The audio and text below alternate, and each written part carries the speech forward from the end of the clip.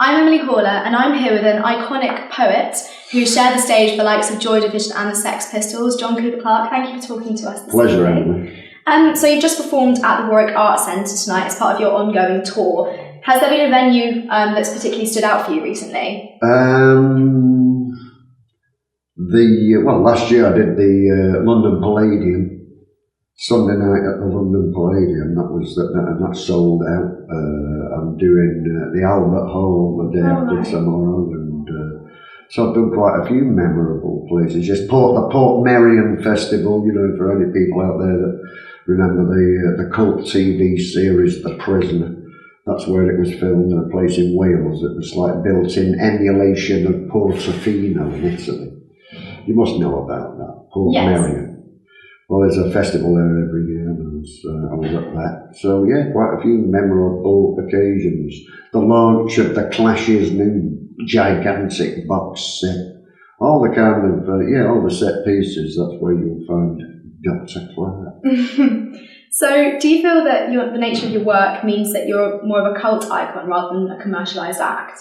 It's always been my intention to, as a professional, obviously I rely on this in order to put food into my child's mouth. So I do seek great wealth, and I have to stop messing about now at my age. But so far, great wealth has evaded me. On the same kind of thread as that then, like some of your poetry alludes to commoditisation and materialisation of human existence. Do you feel that your poetry has become a commodity in any way? It's interesting you should bring that sort of commodification angle up, because my most successful poem at the moment is an old one called I Want to Be Yours, which has been made famous on the AM album by the great Arctic Monkeys. Yeah. And the mighty pen of Alex Turner has converted this poem of mine into a heartfelt love song, and I couldn't be more happy. I couldn't be more pleased with the way he's done it. It's unbelievable, and it's a humbling experience to hear what he's done with it. And that's just the whole leitmotif of the poem, is that I'm reducing myself to the level of a commodity for the greater happiness of the object of my desire.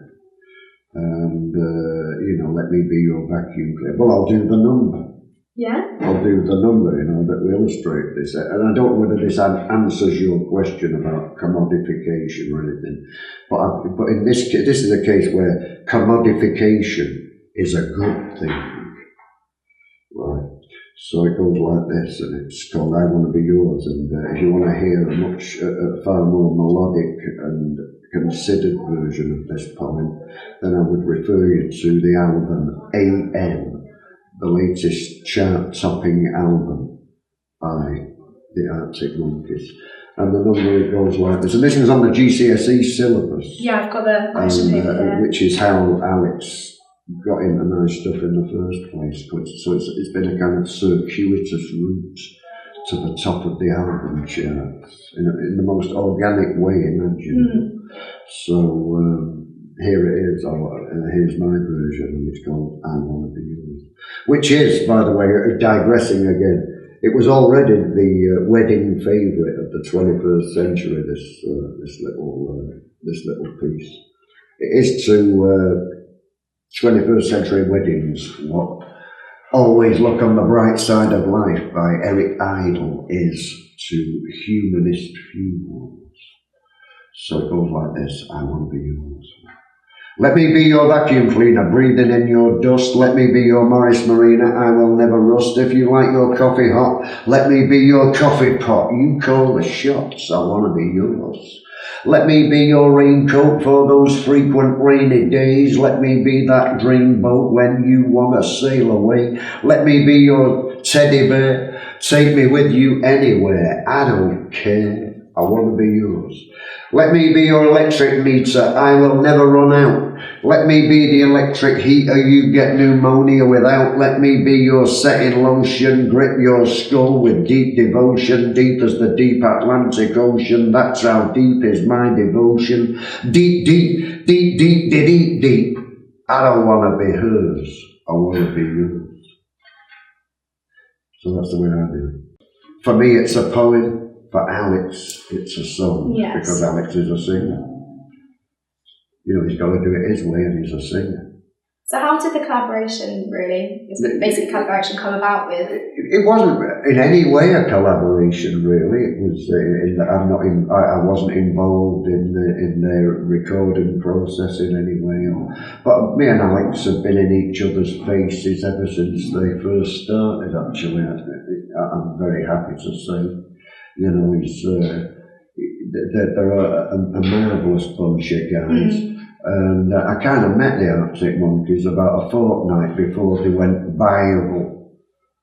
You know what I mean? Yes. So I'm really glad I was nice to them. No, it's not hard to be nice to the Arctic Monkeys. I mean, you know, they're a wonderful bunch of guys.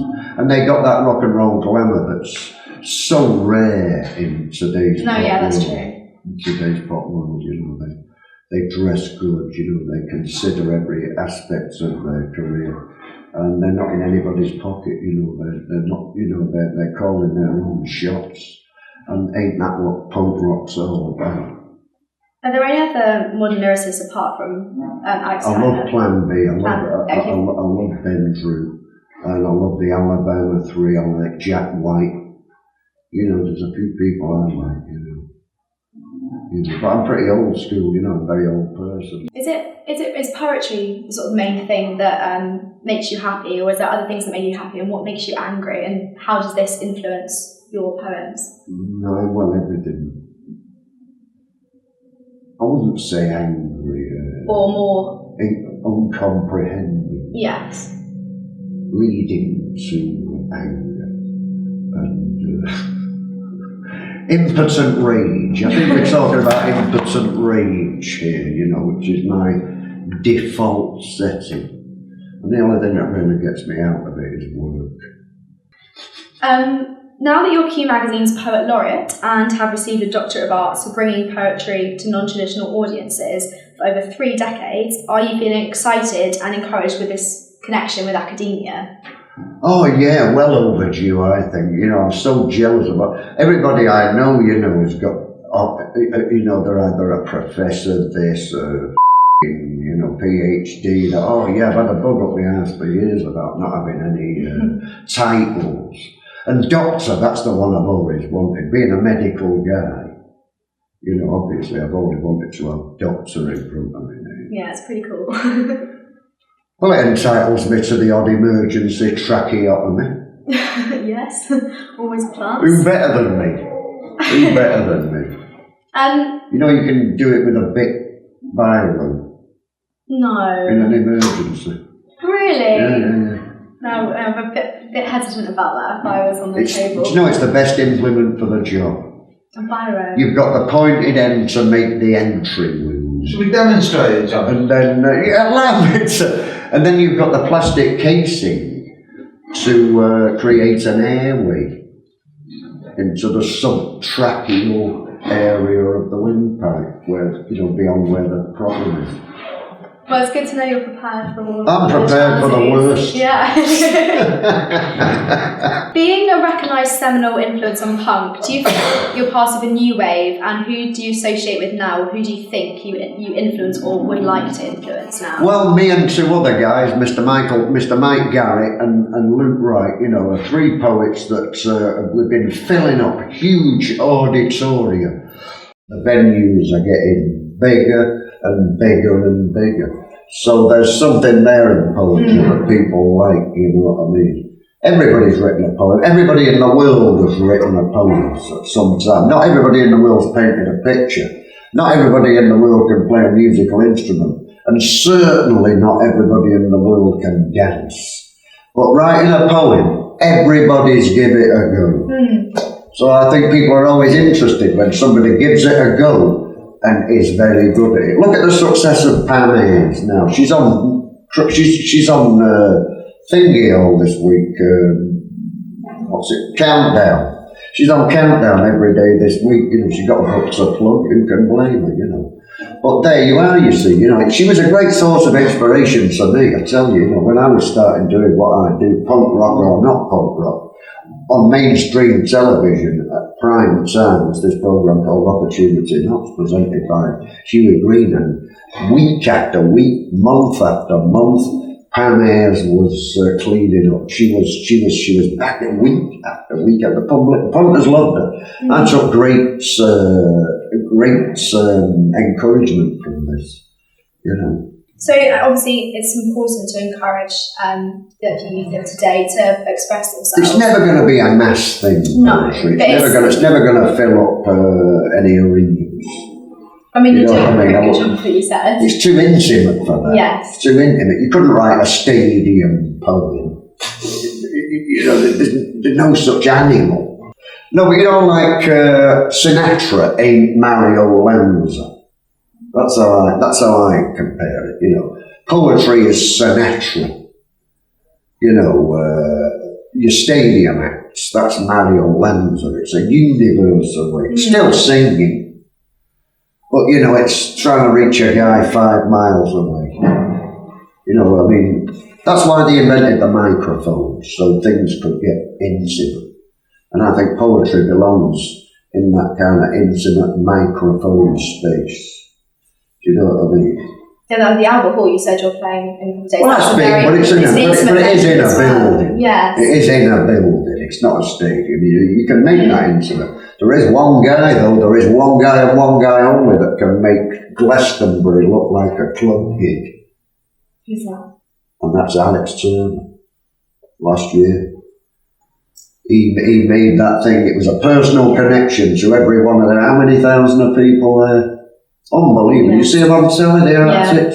Unbelievable. He turned it into a club gig and made it look easy. Now that's success. That's anybody can. Is everybody? Oh, I mean, Craig, I hate all those things. No, I know Stadium rock. It's an aberration, isn't it? You know. Unbelievable. Elvis never did no stadiums. Yeah. Your poetry is now sold in schools and universities, so you're past the establishment which you once opposed. Is that not a bit removed from where you started out? Say again. Because your poetry now is sort of part of the establishment and like the institution of education, it's kind of a bit removed from where you once started out being opposed to that sort of thing. Well, that's an interesting. I never really thought of that. I don't think I'm in any way establishment. You know, no, I know that. There was a thing on the other day I noticed, you know, doctor or no doctor. There was something on the other day with Caroline Duffy and Benjamin Zephaniah and Andrew Moshe and every poet you can think of except me was meeting Prince Charles. You see the significance of this? No, I do. Oh no, don't ask him. No, we'll make sure, ask all the modern poets, you know. And me who made it safe for those people to work. I'm the only one that ain't invited. No, so don't be forgiving me, no. I ain't just because I'm on a school syllabus, don't make me establishment. I've seen what they're teaching people in schools these days. Well, I've got a daughter, I know what sort of thing they do in lessons. I don't think that makes you establishment. No. If only it did. No, there's no way I feel as that. I had to go to Salford where the crime rate is through the roof to get a doctorate. You know what I mean? They need all the doctors they can get in Salford. So, do you find it difficult when obviously these are quite sober topics to inject humour into them? Into what? Like the topics of sort of ageing and mortality in your poetry. Well, if I'm not entitled, who is? That's good. Do you know what I mean? It affects me. I'm that catchment area. You know what I mean? Sort of heading for it anyway. So if I'm not entitled, who is? But I think it's more of a thing. I see that poem as more of a kind of thing. It's a.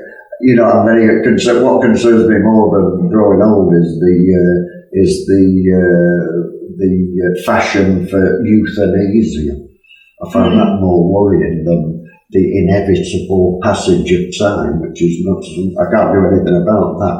But I think there's an indecent enthusiasm for euthanasia in society at the moment, and that does worry me, Yeah. Not for me personally, I mean, my relatives, touch wood, my relatives don't want me to die. Surely But I read the papers, and not everybody's as lucky as I am.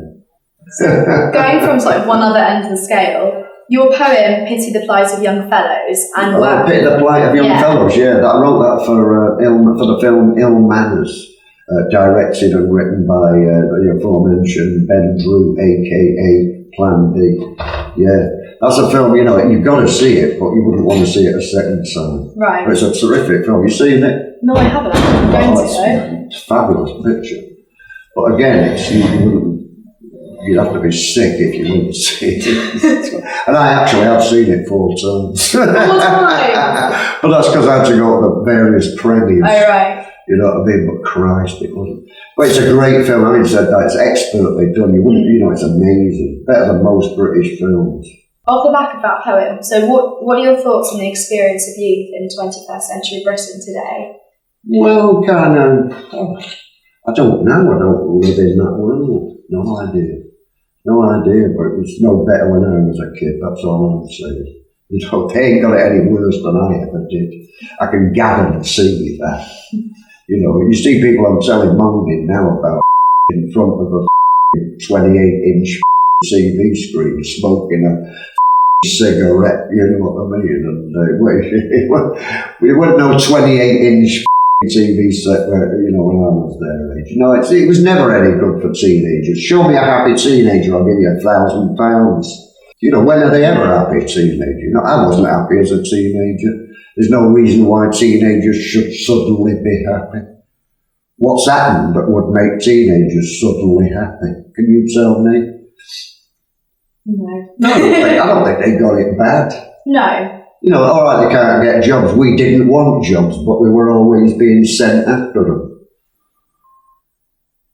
To us, that was as much a pain in the as not being here, as going after them and not getting them.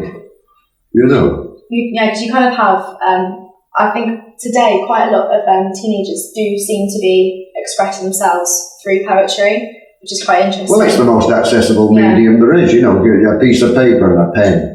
And even if you're illiterate, get a dictaphone. There is no barrier to composing poetry, let's say. There is no barrier. Nothing could stop you writing poetry. Even in the most totalitarian regime, you could still write a poem.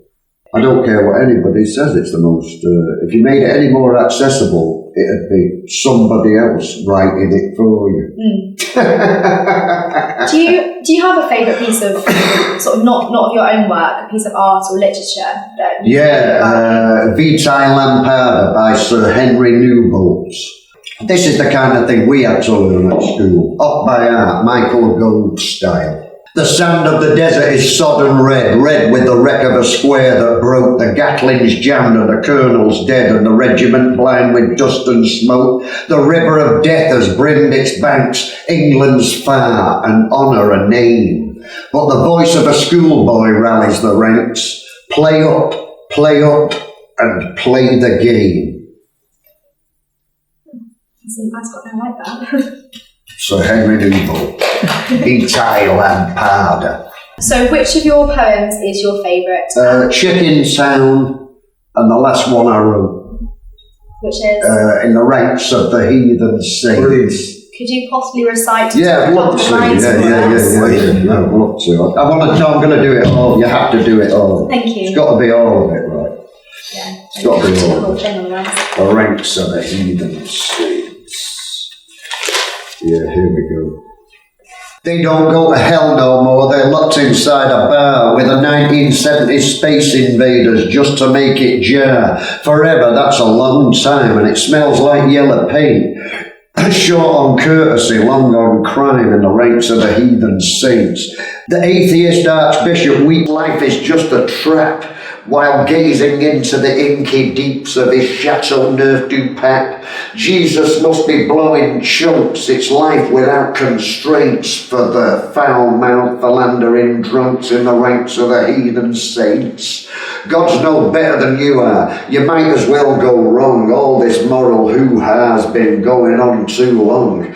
Jesus must be doing his nut, they say he even faints, but you've got to keep your mouth shut in the ranks of the heathen saints. Over the top, beyond the border, in the kind of clothes a child would order, like an out-of-control, compulsive hoarder, and they don't do restraints. It's the client base of Dr. Roger Corder, the ranks of the heathen saints.